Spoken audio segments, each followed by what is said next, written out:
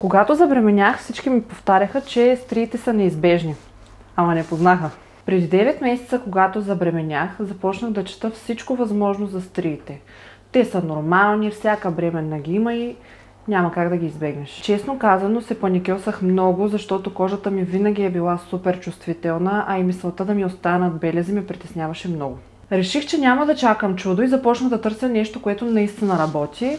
Една приятелка, вече минала през бременността, ми каза да започна на време с натурални масла. Реших, че няма да чакам чудо и почнах да търся нещо, което наистина работи. Срещнах се с една приятелка, която вече е преминала през бременността и тя ме посъветва да започна на време с използването на натурални масла.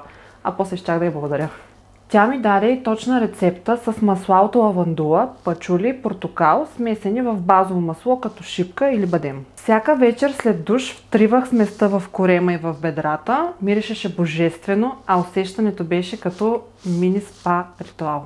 Сега, 9 месеца по-късно, нито една стрия, просто превенция на време и нещо напълно натурално. Щастлива съм, че взех това решение на време, защото слушайки моите бременни познати, как се оплакват от стрии, се радвам, че аз успях да предотвратя всичко това. Ако и вас ви тревожат подобни мисли, може да пробвате и вие.